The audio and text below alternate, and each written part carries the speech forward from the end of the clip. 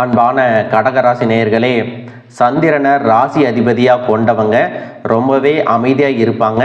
பாசமானவங்க, உணர்ச்சி பூர்வமான குணங்களை கொண்டவங்க, குடும்பம் மற்றும் உறவுகளுக்கு அதிகமான முக்கியத்துவம் கொடுப்பாங்க. தனக்கு பிடிச்சவங்களுக்காக எல்லா விஷயத்தையும் விட்டு கொடுக்கக்கூடிய தாராள குணம் படைச்சவங்களாக இருப்பாங்க. எல்லாரும் நல்லா இருக்கணும் அப்படிங்கிற பொதுநல சிந்தனை உடையவங்களாக இருப்பாங்க. கலை மற்றும் தனித்திறமைகளில் சிறந்து விளங்குவாங்க.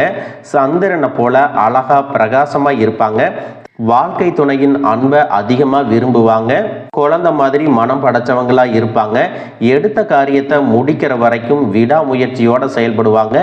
எல்லாரையும் அனுசரித்து போறதால உங்களுடைய தலைமை பண்பு மிகச் சிறப்பாக இருக்கும். இப்படி சிறப்பான குணங்கள் இருக்கக்கூடிய கடகராசி நேயர்களுக்கு இனி வரக்கூடிய காலங்களில் பார்த்தீங்கன்னா, கடகராசி புனர்பூசம் 4ஆம் பாதம், பூசம், ஆயில்யம் நட்சத்திரக்காரங்களுக்கு 2026 புத்தாண்டின் ஆரம்பத்திலேயே குரு பகவான் வக்கர நிவர்த்தியில மிதுனத்தில் இருக்கிறாரு. பிப்ரவரி மாதம் வரைக்கும் குரு பகவான் வக்கரத்துடன் தான் இருக்கிறாரு.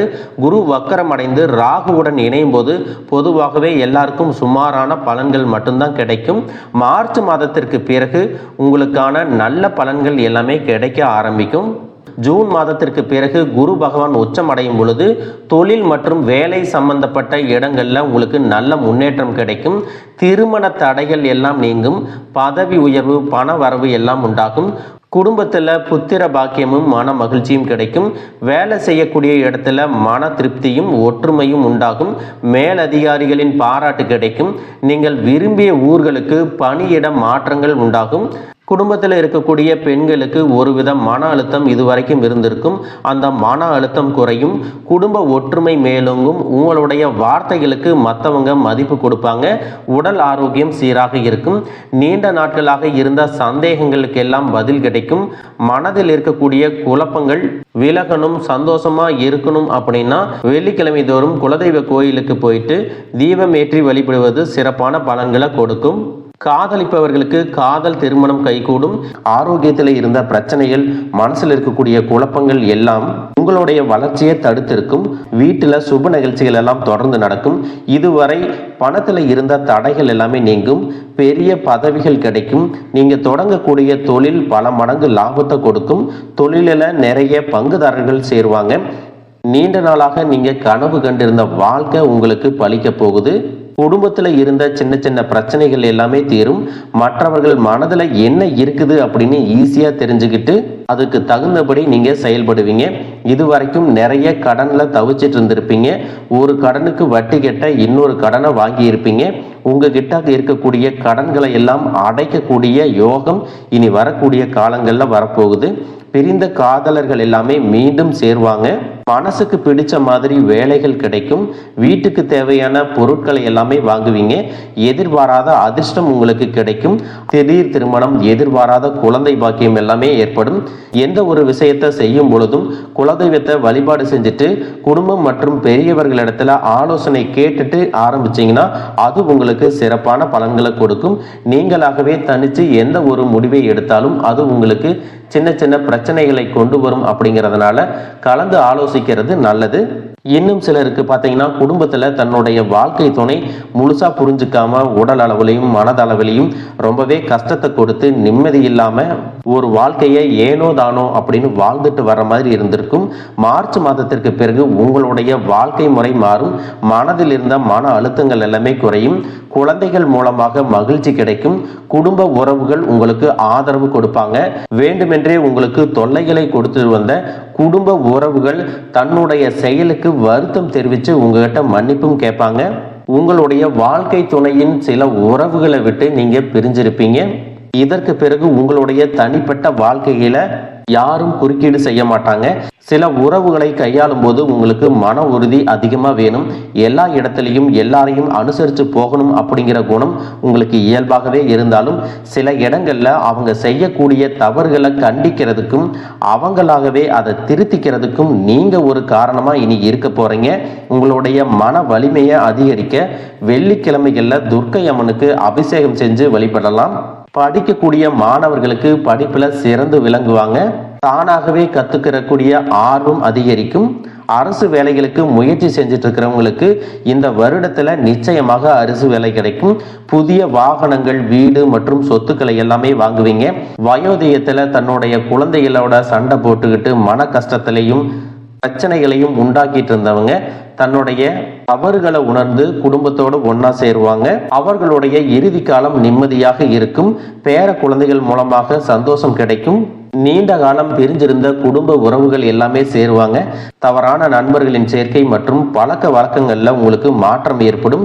விளையாட்டுக்கு கூட தப்பான விஷயங்களை நீங்க செய்ய விரும்ப மாட்டீங்க. மது மற்றும் போதை பழக்கங்கள்ல இருந்தா கூட அந்த பழக்கத்திலிருந்து மீண்டு வருவீங்க.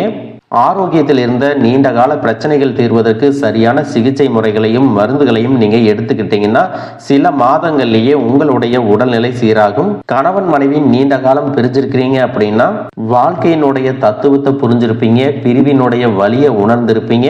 உங்களோட மனசு ஓரளவுக்கு பக்குவப்பட்டிருக்கும். உங்க வாழ்க்கை துணையின் செயல்பாடுகள் சரியாக இருந்துச்சுன்னா சேர்ந்து வாழ்வதற்கான அத்தனை முயற்சிகளையும் நீங்க எடுக்கலாம். அதுவெல்லாம் உங்களுக்கு நல்ல முடிவுகளை கொடுக்கும். குடும்ப உறவுகள் மற்றும் நண்பர்களுடைய முயற்சியால உங்களுக்கு புதிய வாழ்க்கை கிடைக்கும். நமக்கு இருக்கிற இந்த வாழ்க்கையை நம்ம சிறப்பா வாழணும் அப்படின்னா நம்ம விட்டு கொடுத்தாதான் நமக்கு மற்றவங்க விட்டு கொடுப்பாங்க அப்படிங்கிறத நீங்க எப்பவுமே மனசுல வச்சுக்கணும். தேவையான இடங்கள்ல அன்பு காட்டுங்க. அவசியமான இடங்கள்ல கண்டிப்பாகவும் நீங்க நடந்துக்கணும். இதுவெல்லாம் மற்றவங்களுடைய வாழ்க்கையில நடக்கும். எனக்கு நடக்குமா? இதுவரைக்கும் நான் கஷ்டத்தை மட்டும்தான் அனுபவிச்சு வந்திருக்கிறேன், எனக்கு இந்த வாழ்க்கை வேண்டாம் அப்படின்னு என்னைக்கும் இந்த வாழ்க்கையை வெறுக்காதீங்க. சந்தேகமும் படாதீங்க. இந்த வாழ்க்கையில ஒவ்வொரு விஷயத்தையும் முயற்சி செய்யறவங்க தோத்தாலும் ஜெயிச்சுக்கிட்டு தான் இருக்காங்க. எந்தவித முயற்சியும் செய்யாதவங்க தான் தன்னுடைய ஜாதகம் சரியில்லை, தன்னுடைய தலைவிதி இப்படிதான், தனக்கு நல்லதே நடக்காது, மற்றவங்களுக்கு மட்டும்தான் இது நடக்கும், நான் ராசி இல்லாதவன் அப்படின்னு தனக்குத்தானே ஏதாவது ஒரு காரணங்களை சொல்லி வயசையும் காலத்தையும் நேரத்தையும் வீணாக்கிட்டு இருக்கீங்க. நம்ம வாழ்க்கையில சின்ன மாற்றங்கள் மிகப்பெரிய சந்தோஷத்தை எதிர்காலத்துல கொடுக்கும் அப்படிங்கிறத நீங்க நினைவுல வச்சுக்கணும். எல்லா இடத்துலையும் எல்லாரையும் மாற்றணும் அப்படிங்கிற மனநிலை இல்லாம எது உங்களுடைய வாழ்க்கைக்கு தேவையோ அதை நீங்க மாத்திக்கணும் அப்படிங்கிறத நீங்க கவனத்துல வச்சுக்கணும். உங்களுடைய சந்தோஷமான வாழ்க்கை நீங்க எடுக்கக்கூடிய முடிவுகள்ல தான் இருக்கு. பொது வாழ்க்கையில இருக்கிறவங்களுக்கும் அரசியல்ல இருக்கிறவங்களுக்கும் பாத்தீங்கன்னா கடினமான உழைப்புக்கு பிறகு உங்களுக்கு மக்களுடைய செல்வாக்கு அதிகரிக்கும். புதிய பதவிகளும் பொறுப்புகளும் கிடைக்கும். முக்கியமா பெண்களுக்கு திடீர் அதிர்ஷ்டம் உண்டாகும். சினிமா, இசை, கலைத்துறையில இருக்கிறவங்களுக்கு அவர்களுடைய முயற்சிகள் சிறந்த பலனை கொடுக்கும். கொஞ்சம் கொஞ்சமா பணத்தை சேமிக்கணும் அப்படின்னு ஆசைப்படுறவங்க வங்கிகள் மற்றும் தபால் நிலையங்கள், பங்கு சந்தைகள்ல முதலீடு செய்யறது மிகப்பெரிய பலனை பிற்காலத்துல கொடுக்க போகுது. இன்னும் சிலருக்கு பார்த்தீங்கன்னா எத்தனையோ காரணங்களை எல்லாம் சொல்லி அவர்களுடைய திருமணங்கள் தடைபட்டு நின்றிருக்கலாம். புத்தாண்டுக்கு பிறகு உங்களுடைய மனசுக்கு பிடிச்ச மாதிரியான வரன் கிடைக்கும். நல்ல புரிதலோடு இனிமையான திருமண வாழ்க்கை அமையும். பூர்வீக சொத்துல இருக்கக்கூடிய பிரச்சனைகள் எல்லாம் தீரும். துரோகிகள் உங்களை விட்டு விலகி போவாங்க. உங்க மேல இருக்கக்கூடிய வழக்குகள் எல்லாமே தீரும். கண்ணுக்கு தெரியாத எதிரிகளையும் நீங்க ஜெயிச்சு முன்னேறி வருவீங்க.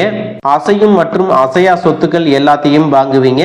வீட்டுல சுபகாரியங்கள் நடக்கும் பொழுது நீண்ட காலமாக பிரிஞ்சிருந்த உறவுகள் ஒன்றாக சேர்வதற்கான வாய்ப்புகள் கிடைக்கும்.